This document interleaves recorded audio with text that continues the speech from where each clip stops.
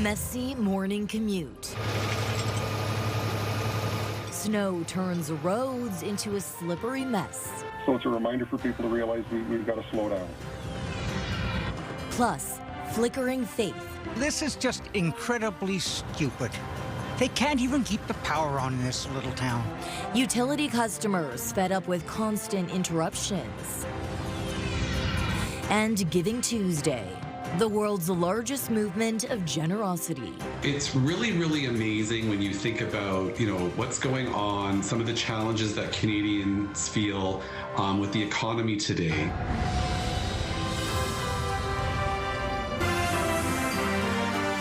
CTV News with Stefanie Masotti. Good evening, and thank you for joining us on CTV Windsor and AM 800. A rough start to the day for some commuters in Amherstburg. A light dusting of snow made for slippery road conditions, which caught some drivers off guard. CTV's Bob Chico gives us a glimpse of what happened. It was a busy morning for local towing company AM/PM. This vehicle slid through the stop sign and into the ditch on Alma Street at Concession 5 North. Windsor police sent out a warning about slick roads as the calls racked up. I think it was a combination of the blowing snow and the fact that it wasn't a heavy snow, so people didn't really adjust their driving conditions maybe as much as they should have.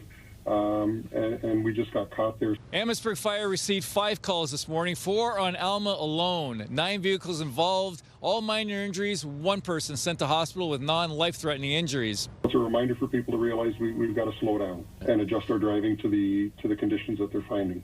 Other company trucks traveled past Concession 5 North along Alma back into town with the morning wrecks.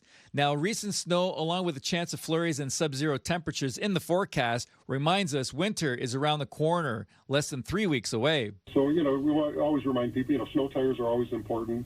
Make sure we're brushing off all the snow from our vehicles, from the tail lights and the headlights, to make sure that the cars in front can see your brake lights going on. Leave a bit earlier. Make sure you leave space in between cars, because that's really important. If you start to slide, then you have a chance to escape. 2 snowfalls has not produced enough snow for City of Windsor crews to plow through neighborhoods. Now, side roads are taken care of when a weather event produces 10 centimeters of snow or more. Drivers should be aware there are small buildups of snow and ice on some side roads in the city and in the county. Slow down, and when you're approaching the intersections, certainly, come to a very slow crawl once you get up to a stop sign. Bob Chico, CTV News. For our question of the day, we want to know, do you think winter tires are necessary across Windsor Essex? Go to our website to cast your vote, ctvnewswindsor.ca. Yesterday, we asked if you participate in online sports betting. Out of almost 700 responses, 95% say no. Residents in Amherstburg say ongoing power flickers and outages are becoming a serious concern. Town Council is now demanding answers from Hydro One after dozens of residents share similar frustrations online. CTV's Chris Campbell joins us now in studio with the latest on this tonight. Chris. Yes, Stefanie, it's an issue residents say has been happening far too often and across several neighborhoods. Power flickers that are more than just an inconvenience, impacting homes and businesses. It's not just an irritation. It's costing people money. Residents took to social media in large numbers after Deputy Mayor Chris Gibb asked where outages and power flickers are happening most. Social media is a good thing to get the word out, but even I was shocked. Nearly 300 comments poured in. Many say the frustration has been ongoing for years. The Kingsbridge subdivision, they had, over the course of 3 days, I believe, 12 to 15 major power flickers. So residents from that area reached out to council. Those concerns stretch beyond homes and into local businesses. If it goes out, it puts a lotto machine out, and that takes, 15 minutes or so to come back on. So if you get 3 or 4 in the morning, then you're in trouble. We also spoke with residents on the street, all echoing similar worries about lost work, damaged appliances, and reliability. Always ask somebody, did your power go out too today? And it goes off and on. Sometimes it goes off and on. And you're like, okay, I'm not setting the clocks again until it gets steady. I'm just moving back to Ottawa. This is just incredibly stupid. They can't even keep the power on in this little town. It's regularly here, I mean, weekly. I mean, it's ridiculous. You're watching TV, it flickers, you know, your internet goes off and you gotta wait to come back on again. It's a constant thing. Hydro is provided to Amherstburg through Hydro One and Essex power lines, but Chris Gibbs says the majority of outages, upwards of 98%, seem to lead back to Hydro One. Everybody wants to build new homes and we want new growth in the area, so we want to ask, is this power grid ready for it? Last week, Council unanimously requested a meeting with Hydro One officials, and Gibb tells CTV News that meeting will take place over the phone tomorrow. We'll see where it goes. Hydro One says it's aware of the outages, has completed patrols of local power lines, and recently cleared vegetation to reduce the risk of further disruptions. In a statement to CTV News, a spokesperson said, "We will continue to investigate these outages to improve the system and service for our customers." It's not only just part of Amherstburg, all of Amherstburg, and even people from other communities in the region. So I think it could be a Windsor-Essex issue. Council says they'll continue pressing Hydro One until residents get answers and a more reliable power supply. CTV News will follow up on that meeting with Hydro One and bring you any updates. Stephanie? Okay, thank you, Chris. Canada's efforts to rein in drug production, importation and trafficking reaped major results. After a 5-month investigation by the RCMP, multiple police forces and intelligence partners, a massive drug bust seized thousands of kilograms of illegal drugs.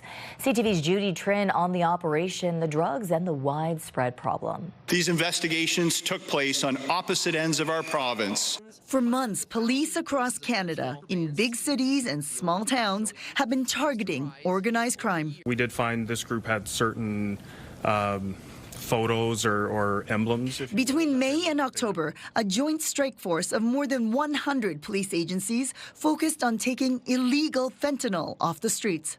Police seized 386 kilograms of fentanyl, more than 1,700 kilograms of methamphetamine, and nearly 6,000 kilograms of cocaine, along with more than $13 million in cash. There's some big players here, and there's some smaller departments, but it's a real shining example of the feds, the provinces, and municipal agencies all working together. A chunk of fentanyl there. This is the second time that a national effort was coordinated by the RCMP to target deadly opioids after Donald Trump accused Canada of not doing enough to stem the flow of fentanyl across the border earlier this year. Canada's a very bad abuser. The RCMP say more than 8,000 arrests and charges were laid involving 200 organized crime groups. Despite the record quantities of seizures, investigators say fentanyl is being trafficked for domestic use, not being exported. The source is not each other. The source is from external countries, external regions.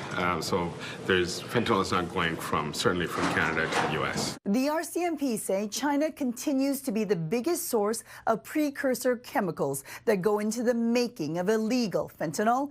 In the near future, the Mounties plan to target ports, rail yards, and airports, along with drugs that are sent through the mail. Judy Trin, CTV News, Ottawa. Another large seizure, this one of nicotine products seized at the Ambassador Bridge. The Canada Border Services Agency says over the period of 4 days, officers seized more than 92,000 kilograms of undeclared nicotine products. That includes 40,000 vapes, 149 kilogram tins, and 162 kilogram pouches. Now, for the past 6 weeks, a double murder trial has been going on in a courthouse in Welland into the death of a young woman from Essex. Joining us with the latest details that we know tonight over the 6-week time frame is Michelle Molesky. Michelle. Yes, definitely. As you'll recall, our request for access to a Zoom link to watch this trial virtually was denied by the judge back when it all started in mid-October. Working with media outlets in the Niagara region, I've been able to cobble together some of the details. 20-year-old Juliana Panunzio of Essex was killed on January 19th, 2021, along with her friend, 18-year-old Christine Crooks of Toronto. They were at a party at this home in Fort Erie. 27-year-old Christopher Lucas of Toronto has pleaded not guilty to 2 counts counts of second-degree murder. The Welland jury has learned in the 7 months before the shooting, Lucas was out on probation for other criminal offenses. In that time, he failed to report to his probation officer 5 times, and he stopped communicating with his probation officer after the shooting. According to the Niagara Falls Review, Lucas's cell phone hasn't been used since around the time of the shooting, even though beforehand it was used numerous times every day for calls and messages. The newspaper is also reporting police found the pants and sweater they believe Lucas was wearing during the shooting when they raided an apartment in Oakville, linked to Lucas.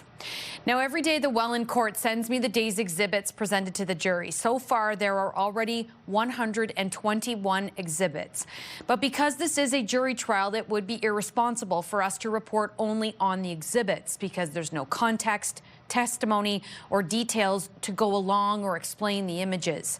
As it is a jury trial, we cannot report anything the jury didn't hear for itself, so we're being very careful about what we report on this trial. Finally, Stefanie, there could be as many as 3 weeks left still to go in this trial in Welland. Okay, and you will provide us with those details as they become available. I will do my best. Okay, thank you so much for your efforts, Michelle.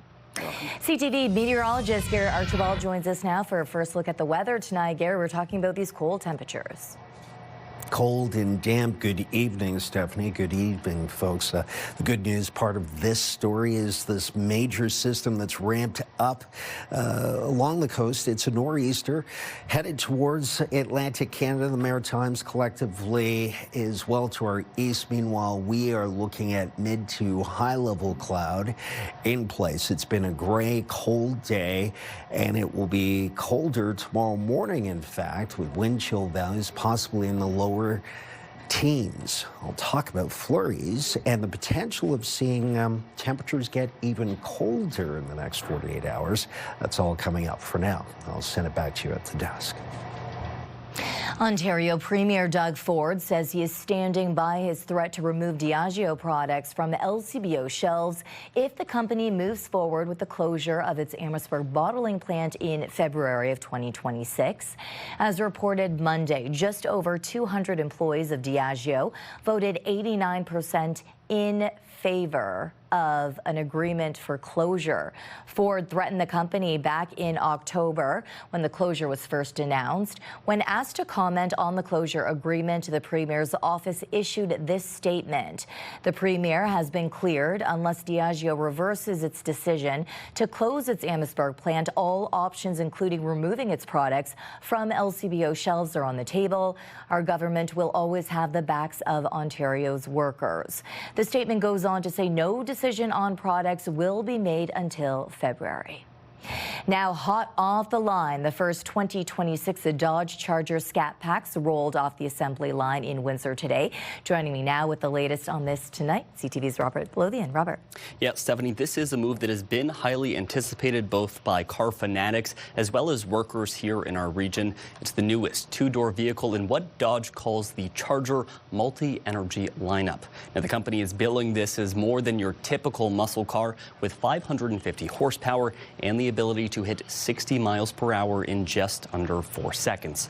Buyers will have the option between gas or electric powertrains. Production on the assembly line will also include the all-electric Charger Daytona Scat Pack along with Chrysler minivans. The new Chargers are set to hit dealerships this month. The two-door model is going to start shipping here to dealers in U.S. and Canada before the end of the year. And then in the beginning of next year, we will start shipping the four-door versions as well as the 420 horsepower two-door and four-door. So by the end of March, you should be able to find these readily available at dealers across the U.S. and Canada both. To keep up with expected demand, Windsor is hiring for a third shift, bringing in up to 1,500 new workers into the plant. Dodge says that hiring is already underway now and will continue into the new year. Okay, Stephanie? Exciting times. Absolutely. Robert, thank you so much for this. Also tonight, fire crews rushed to an apartment building at Mills Street and Wyandotte just after 10:30 this morning for a blaze on the 6th floor. Officials say the fire was quickly brought under control and a primary search of the unit came back all clear. Firefighters also searched the 7th floor to ensure the flames or smoke hadn't spread. No injuries have been reported and the cause of the fire is still currently under investigation. The city of Windsor is looking to designate 6 properties associated with the University of Windsor as heritage buildings. A notice of intent was presented to the city's Development and Heritage Standing Committee on Monday afternoon. Those buildings include Assumption College, Hall Number 3 and Chapel, Dillon Hall and Memorial Hall. Currently, all 6 of these buildings are listed as heritage, but not officially designated under the Windsor Municipal Heritage Register. Now, do you have thoughts on a story, a comment, or a question? Send us a text at 10400. Giving Tuesday is here, still ahead on Windsor's news leader. So many charities are asking, but can Canadians afford to give? I have a purpose. Okay. Timothy Chalamet takes on table tennis in Marty Supreme later, where you can see it before anyone else.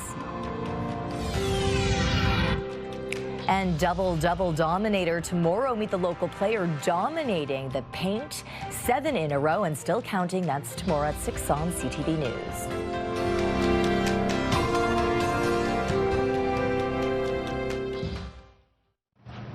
Tensions are rising following U.S. airstrikes on alleged drug boats off Venezuela.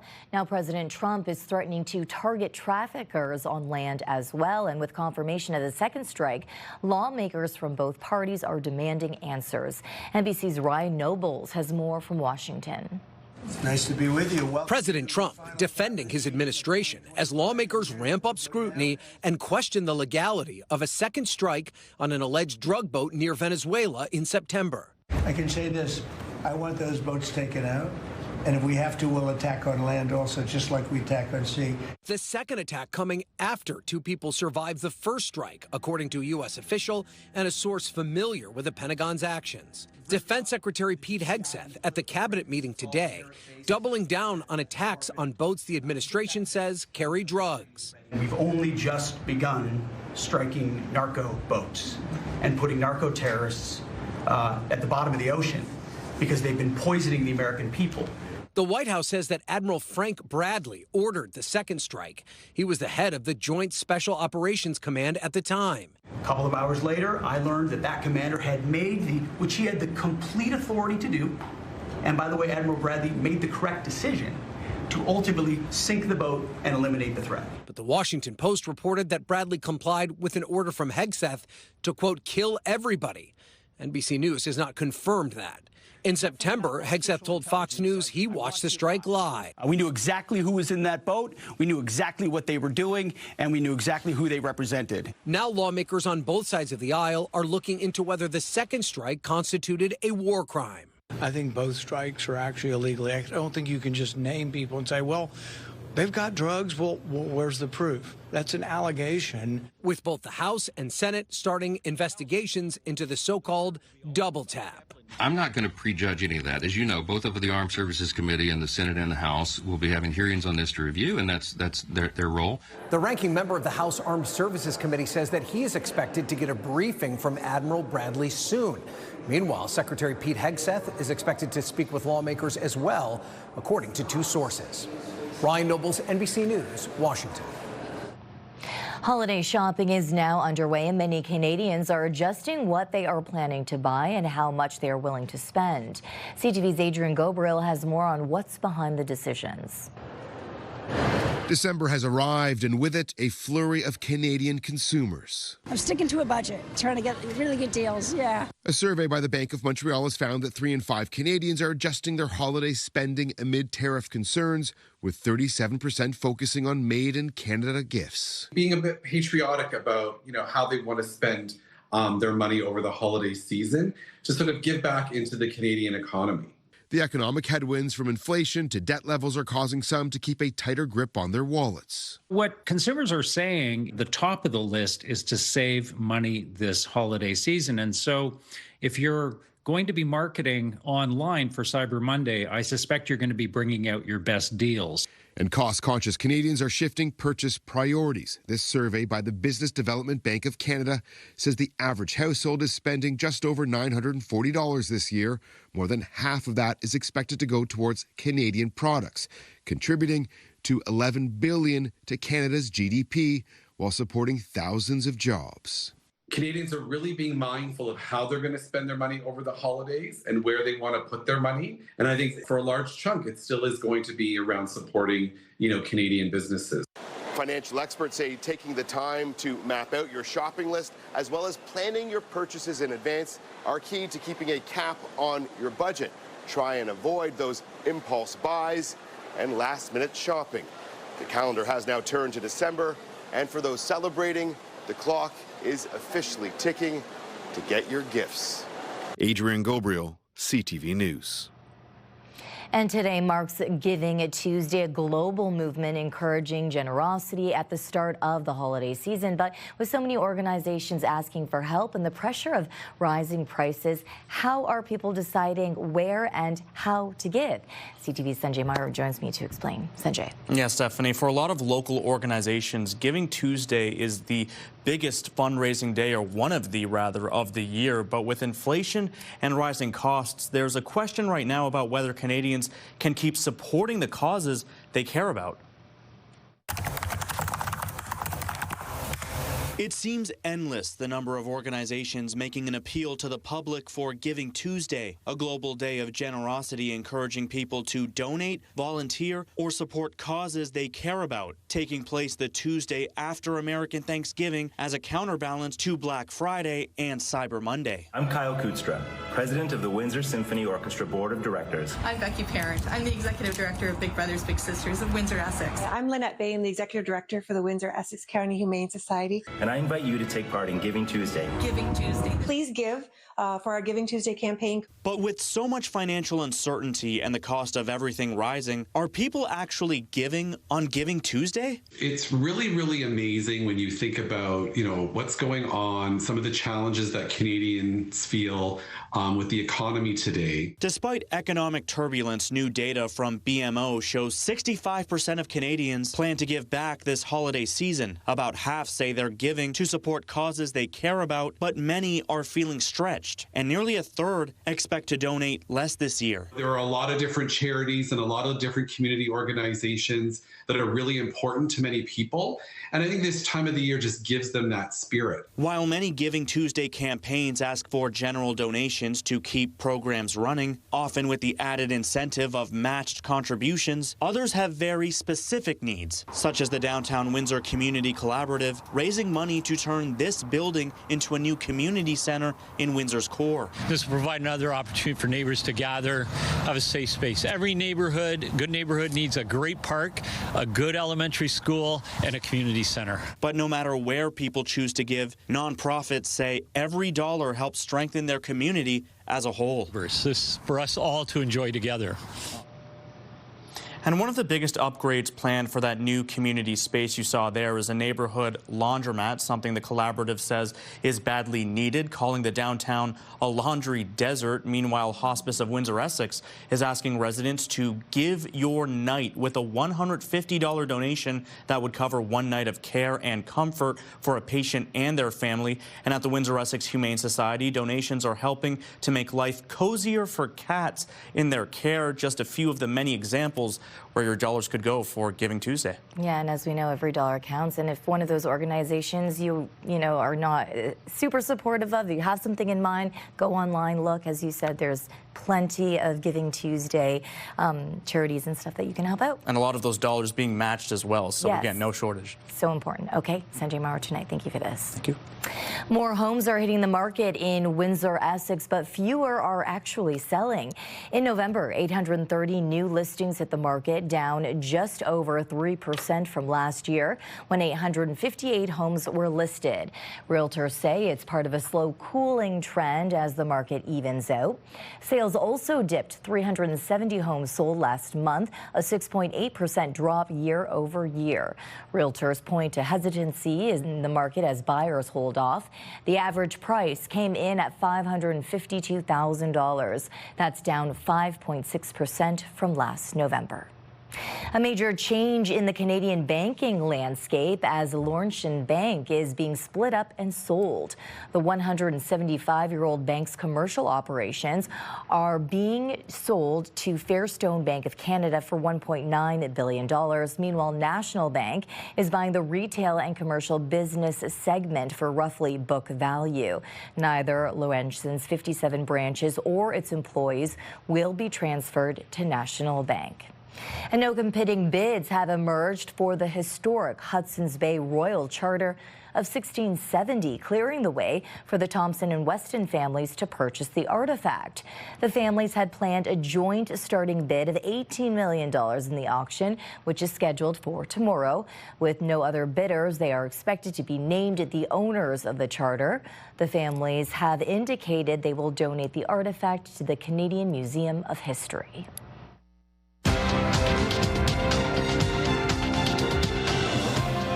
Canada's main stock index was weighed down by losses in the energy and base metal sectors. In Toronto, the TSX fell 53 points. In New York, the Dow gained 185, the Nasdaq added 138. The Canadian dollar is down 0.04 On commodity markets, gold lost $54 an ounce, oil fell 68 cents a barrel. Tough diagnosis. A two-time Olympic gold medalist reveals she's battling cancer. Coming up, the powerful message Carla McLeod is sharing with fans. Let's look at our CTV News weather snapshot. Thanks to Darlene Wilms, for sending in this great early morning shot. Will chilly conditions be in store tonight with flurries? We'll find out next on CTV News Windsor. Discussion here at Windsor City Hall. Windsor's top stories. A major project is about to get underway. Breaking news alerts. Severe weather is a possibility. And watch live. Good evening, and thank you for joining us. Download the CTV News app.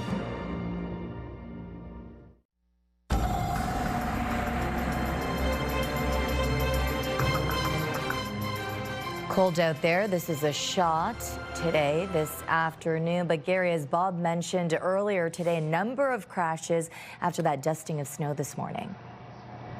Some ice as well on the surface, perhaps contributing.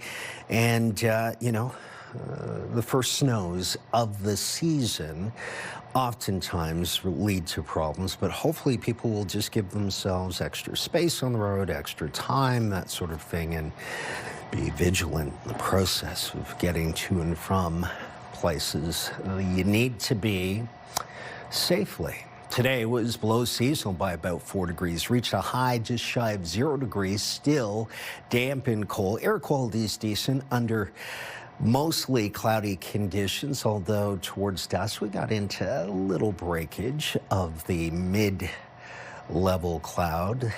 The temperatures have been hovering around -1 for the last 45 minutes or so. That's 30 degrees Fahrenheit. So -1 feels like about -4 to -6 across parts of southwestern Ontario. That's your wind chill factor. Across the great nation we call Canada. Still lots of blue on this map, indicating sub-zero temperatures, and we are in the minuses across the board from the eastern flank through the prairies and stopping at the Rockies. Meanwhile, BC maintains the maritimity factor, being close to the Pacific Ocean, which mitigates things. Temperatures warmer there. Nor'easter ramping up the mid-Atlantic coastline. Meanwhile, we are in its wake and cloudy with a few flurries tonight and tomorrow. That's good news. We're not dealing with this massive storm. We are dealing with another cold front and a wave of activity, and behind it, with northwesterlies fetching across the Great Lakes, meaning snow squalls possible off of Lake Huron, Georgian Bay, Lake Ontario, Lake Erie, etc. Most of the snow will lie to the northeast of London. Meanwhile, we get into a light dusting yet again. The breakdown for tonight, between 8 o'clock and midnight, will go from about -3 to -5. At midnight, under mostly cloudy conditions, a light breeze. It will feel like about -9, though. Take a look at our Enercare 7-day forecast, calling for flurries, a cold start to tomorrow morning. At 8 o'clock, it feels like about -7 to -8 between Windsor, Essex, Chatham, Kent. We'll go to a high +1. Then chilly on Thursday, -6 the high, -3 in Fair on Friday. Flurries +1, Saturday, Sunday -2, then -3, -1 for Monday, Tuesday. Still below seasonal by a few degrees. The cold air continues to dominate the forecast. Lifetime, brought to you by Safeguard Medical Alert Systems. Potato Fest served up a whole lot of carbs for a cause last night. The annual fundraiser, hosted by in honor of the ones we love, was held at the Chicharo Club this year, drawing hundreds for an all-you-can-eat potato spread. Fans loaded up on everything from potato martinis to fries and poutine, soup, gnocchi, even potato pizza. The event raises money for local programs supporting cancer patients and their families, a tradition now more than 25 years strong. So this year we're very fortunate. We had 500 people come out, and it looks like we made some good funds to give back to our local community. Meanwhile, the head coach of Ottawa's pro women's hockey team has announced she's battling breast cancer, just as the league launches a new women's health initiative. And as CTV's Pauline Chan reports, the coach has no intention of leaving the bench anytime soon. An announcement from the Ottawa Charge said two-time Olympic gold medalist and Ottawa head coach Carla McLeod has been diagnosed with breast cancer. McLeod says, "Hearing those words was incredibly difficult, but I want everyone to know that I'm going to be okay." She adds, "I'm incredibly fortunate to have an exceptional medical team guiding me, and together we have built a treatment plan that gives me tremendous confidence in the road ahead." The diagnosis comes as the PWHL is embarking on a new partnership with BD Canada, an international medical technology company, to advance women's health. So Breast Cancer Canada obviously is thrilled to hear that BD Canada is partnering with PWHL to advance women's health. Certainly breast cancer is a topic we're still looking at 1 in 8 and over 50 different types of breast cancer. Kimberly Carson says early detection is key, and the latest guidelines mean women age 40 are now covered for breast screening in all provinces except Quebec and Alberta. You can self-refer, which means you don't need a doctor to tell you that you can go. You can actually go and present at a clinic yourself and ask for a mammogram. The 43-year-old McLeod says she plans to work as much as possible in the coming weeks and months, something Carson says is not uncommon. Because there's so many different types of breast cancer, it really depends on how quickly it's been caught, you know, what stage they're at. But certainly, yeah, I mean, if it was caught quickly at an early stage, you know, she may not even need chemotherapy. She may be just going through some surgery and some radiation, and she probably can actually continue to work. McLeod is even counting on being able to travel to Czechia to coach there in the new year. The new BD partnership with PWHL is aimed at promoting equitable access to testing and treatment for women, empowering women through sports, and strengthening communities by supporting women, patients, and caregivers. Pauline Chan, CTV News. He was actually escorted to the exit and told to figure it out, and I was taken into a detention cell. Detained, separated, and sent home. Coming up on Windsor's News Leader, what turned a dream vacation into a nightmare and why it could happen to you. Direct from Las Vegas, Holiday Dreams, a spectacular holiday show, is coming to Caesars Windsor Thursday, December 18th. Enter online at ctvwindsor.ca for your chance to win a 4-pack of tickets plus a $200 gift card.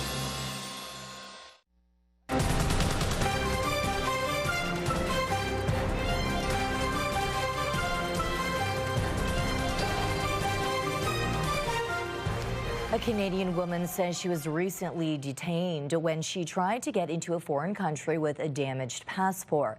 She says she was able to enter other nations no problem and was even told by passport officials that the damage was too minor to warrant replacing. CTV's Pat Foran reports. I think we caught somebody at the table that had a bad day and wanted to prove something. Andy Field and Jason Tate of Georgetown went to Costa Rica in mid-November to celebrate an anniversary. Field says her puppy chewed the corner of her passport, but that she's used it to travel to other countries without issue. It's barely like this much off the corner of it. I tried to take it to Service Canada, and they actually told me it wasn't damaged enough to be replaced.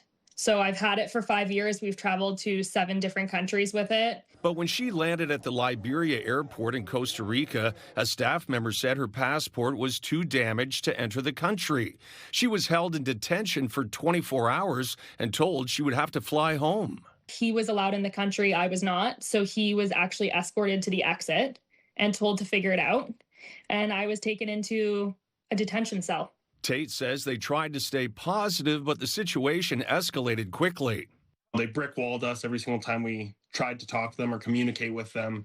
He ended up staying in a nearby hotel. The couple bought return tickets to Toronto, but then were not allowed to board the plane. They had to buy 2 more tickets the next day. They processed me like a criminal. Like they took all of my information. They asked for my saliva. Rips, tears, water damage, those are all typical things that technically you're not supposed to have. I mean, you might get lucky and someone might not question you, but the problem is you might get unlucky and someone will. Travel expert Lauren Christie says it's better to be safe than sorry and always replace a damaged passport. And don't check it the day of. Check it a couple of weeks ahead of time so you have a chance to rectify the situation if you need to. The couple planned to spend about $2,000 but had to pay about $8,000 for the last-minute flights and other expenses. Field plans to get a new passport but won't be heading back to Costa Rica. I feel like I've been stripped of like all of my security and confidence to travel, and now I have zero confidence in traveling anywhere. Pat Foran, CTV News. Businesses across the country are looking to boost staffing levels over the holidays, but how easy is it to actually find a job? CTV's Sarah Plowman took a closer look at the numbers. At malls across Canada, people are hunting for a deal and some a job. Jaden Flexman landed her holiday gig at Hickory Farms, where she'll sell gourmet meats and cheeses into January. It was a lot of applying online. There was about 200 online applications I'd done, if not more. According to the job search site Indeed.com, holiday hiring is up 12% compared to last year, but companies aren't posting as many positions as they did 2 or 3 years ago. There are going to be a few more options potentially out there. At the same time, job seekers are potentially competing with more of their peers. Bernard says it's been a tough market for job seekers the past few years. Canada's unemployment rate is about 7%. The youth unemployment rate is double that. To really get the labor market moving in the right direction, we just need a stronger overall economy. To help keep up with holiday demand, Endeavours and Think Play in Fredericton posted one seasonal job. More than 180 applied. We have combed through all of those resumes. People with retail experience, but surprisingly, a lot of nurses too. A lot of the applicants I noticed, there were multiple current positions and they're looking for a second, a third. In Brandon, Manitoba, Toy Masters brought on new staff, including students, but had to turn dozens of people away. It really breaks my heart to see how hard it is for a lot of these young adults and kids to be finding jobs these days. Come January, Flexman will have another job. She has advice for anyone searching. Just keep in mind budgeting, and paper resumes do still work sometimes, so don't give up on those. Tips to digest when there's no avoiding a challenge. Sarah Plowman, CTV News, Fredericton.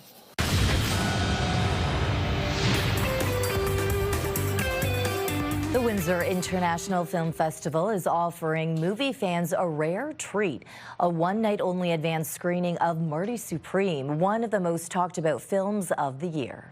Everything in my life's falling apart, but I'm gonna figure it out. Do you need any help? I could help you. You want to go hunt for him again? Put your money where your mouth is. The film stars Academy Award nominee Timothée Chalamet as Marty, a fast-talking New Yorker in 1952 determined to turn the overlooked sport of table tennis into his ticket to glory.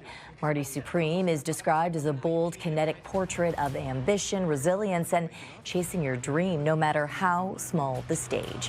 One night only, Tuesday, December 16th, 7 p.m. at the Capitol Theater.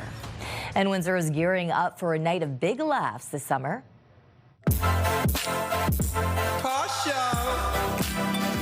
This episode is brought to you by Comedy star Daniel Tosh, best known for creating and hosting the hit series Tosh .0, is heading to the Coliseum on June 25th.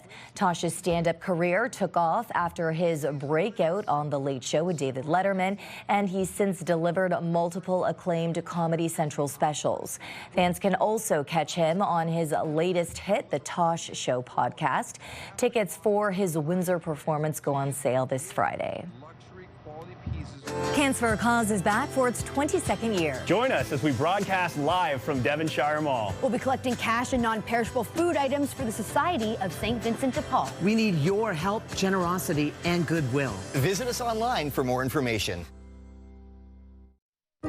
This is your CTV Windsor Our Community Calendar. December 10th, the Salvation Army Windsor Center of Hope invites you to the annual Community Christmas Dinner. There are no tickets for this event, but seating is limited. See you next time on Our Community.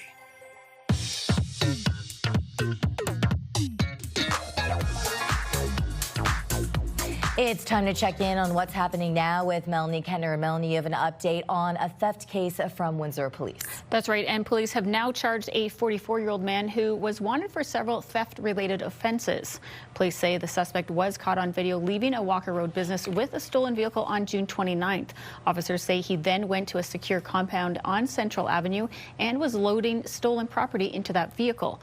A warrant was issued for his arrest. And on November 27th, Richard Trudell was arrested and charged.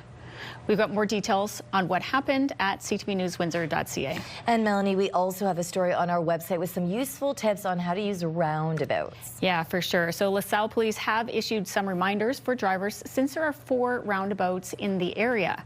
Police posted some diagrams to help navigate each one. Some of the key tips include slow down and yield to traffic already in the roundabout, and don't change lanes once you've entered. You can find more tips online. And in our social spotlight, this is what every road trip should look like.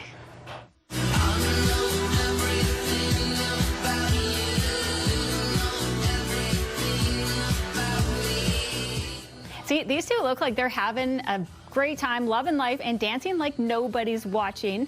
But the people in the car behind them are watching and recording. I wonder what song was playing. I really don't know, but they definitely are looking like they're having a blast. I know I have some tinted windows, so you can't see as much of the dancing that I'm doing with my kids. But yeah, we know how to jam out a bit. Fun. What about you? It helps the time go by. You definitely got to bust out those dance moves. You just got to make sure you are in the lane properly and there's no safety issues. Okay, if people at home have video like this one that they want to send you, how can they do it? Yes, they can email us at newsnow@bellmedia.ca or text it to 10400. Okay, that's what's happening now. Thanks, Mel. New Lions in Detroit tonight, and they're a lot cuter than the football kind. The zoo unveils its newest arrivals when we return.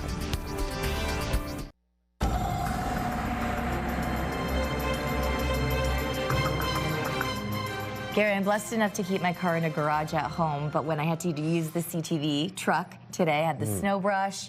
The snow went off very nice. No complaints here. Fluffy, powdery snow. We need more of it on the hills when I take some vacation time to ski. By the way, shout out to our Coast Guard friends who have docked along the shoreline there, the Detroit River, under damp, cloudy conditions. Thank you for your service. Wonderful men and women in uniform. We have some flurries on the way through the overnight. High +1. Tomorrow morning feels colder than projected. Now I'm looking at -13 at around 4 or 5 a.m. for the early risers. A few more flurries Thursday. Very cold, -6, and then -3, +1, -3, -2, -3, -1. We are hovering around or just below the freezing mark next week. Still 4 degrees below seasonal. Okay. Sounds great. Thank you, Gary. Travis, we talked earlier in the show about the Dodge Charger. Tonight, you're going to have more on that. Yes, Robert Lothian is going to be speaking a little bit more about that tonight. An exciting day at Windsor Assembly Plant with this new vehicle rolling off the line there. He's going to have insight from industry analysts touching on the bigger picture of what this new car might actually mean for the local industry. We'll have all those details tonight at 11. Okay, great. Thank you. Finally, tonight, there are some new Lions in Detroit, but not on the football field. Staff with the Detroit Zoo announcing Monday they've welcomed 3 lion cubs. 9-year-old lioness Amira welcoming the babies last Sunday and Monday, her first cubs. The zoo says she and the triplets will remain in their den, out of the public view for at least a bit, but that visitors should be able to get a glimpse in person in a couple months' time. How adorable. Beautiful. So cute. Yeah, what a blessing. I love the big cats, right? Yeah, I mean, obviously the big cats are little at one point in their lives and get a lot bigger, but a beautiful sign that they are healthy and in-house. So look forward to seeing them. Sometimes my kids, we all go to the zoo and they're like, I want to see the polar bear, whatever it is, and I'm just, you know, hopefully the polar bear is out, hopefully the polar bear is out. But in a few months' time, you can go ahead and see the cubs. Yeah, maybe worth a trip to the zoo. For sure. On behalf of our dedicated team here at CTV News Windsor, thank you for watching. For updates throughout the evening, go to ctvnewswindsor.ca. Gary and I will be back with your only late local newscast tonight at 11. Good night. See you then.